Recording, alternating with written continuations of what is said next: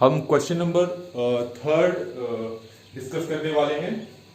Question number third के 3 part हैं और हमें क्या करना है, अगर आप क्वेश्चन देखें तो उसमें लिखा हुआ है कि पहले पार्ट के लिए कि 0.6 बार को P बटे Q के रूप में व्यक्त करना है।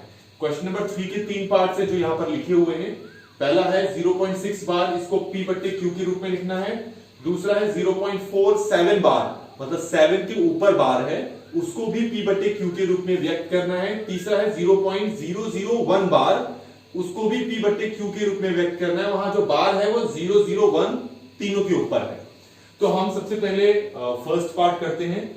0.6 बार है, इसको हमें P बटे Q के रूप में व्यक्त करना है। अब इसको P बटे Q के रूप में इसलिए व्यक्त कर सकते हैं क्योंकि आपको पता है 0.6 बार है और एक पर्टिकुलर नंबर जो है कंटिन्यूअसली रिपीट हो रहा है, तो हम इसको P बट्टे Q के रूप में व्यक्त कर सकते हैं। लेकिन कुछ संख्याएं ऐसी भी होती हैं जिनको P बट्टे Q के रूप में व्यक्त नहीं कर सकते, वो आपको पता है। जैसे √2 हो गया, √3 हो गया, √5, √7, उस तरह की संख्याओं को P बट्टे Q के रूप में व्यक्त नहीं कर सकते हैं, जिनको हम अपरिमेय संख्याएं कहते हैं।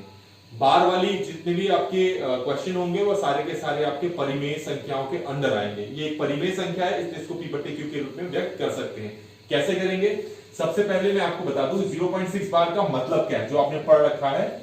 0.6666 कुछ 6 लिख के मैंने डॉट डॉट शो कर दिया। मैं इसको इस फॉर्म में लिख देता हूं, मतलब 0.6 बार का ये मतलब है। मानते हैं, माना कि हम मान लेते हैं कि हमारे पास 0.6 बार या फिर 0.6666 डॉट डॉट डॉट, इसका नाम हमने दे दिया x। 0.666 हमने इसका नाम दे दिया x। अभी इस क्वेश्चन में जरूर ध्यान रखें, दशमलव के बाद सिर्फ एक ही संख्या रिपीट कर रही है, मतलब 6 है एकमात्र जो बार बार रिपीट कर रहा है, इसीलिए हम दोनों तरफ 10 से गुणा करेंगे।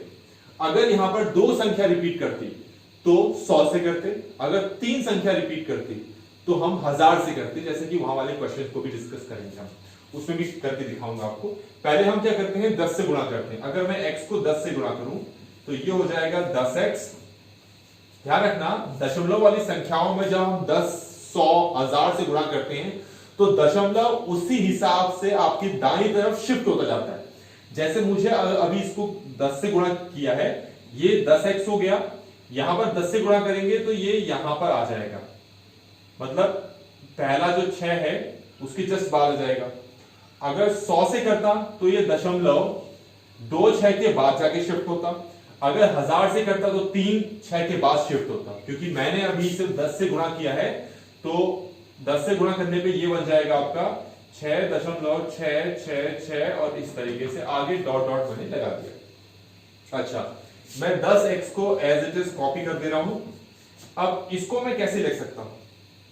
इसको मैं इस तरीके से लिखता हूं, दशमलव के पहले वाली संख्या को मैं अलग कर लेता हूं दशमलव वाली संख्या से। हर क्वेश्चन में यही स्टेप्स आपको फॉलो करने हैं। मैं इसको इस तरीके से लिख सकता हूं। अब ये हमारे पास है 10x, 6 का 6 उतार देते हैं। 0.6666 इसका नाम क्या है, क्या नाम दिया था हमने इसको, आप ये देख सकते हैं। हमने इसको नाम दे रखा है x, तो इसकी जगह मैं वापस x डाल लेता हूं। ठीक हो गया। अब हमारे पास देख सकते हो कि ये आपके पास एक समीकरण बन जाता है जिसमें x वालों को एक तरफ लेके जाकर हल करना पड़ता है, मतलब इस x को हमें यहां लाना पड़ेगा। तो अगर मैं इसको यहां लाता हूं तो पहले से ही आपका 10x है, इस x को जब यहां लेके आएंगे तो ये हमारे पास क्या हो जाएगा, x इक्वल टू 6। याद रखें ये x नहीं होकर 1x है, और 1 लिखने की यहां पर जरूरत नहीं है।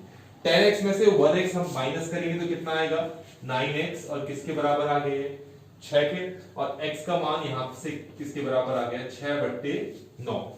अब आप देख सकते हैं हमारे पास x का मान किसके बराबर आ गया, 6/9, जो कि परिमेय संख्या है। पर x तो एक्चुअल में 0.6666 के बराबर है।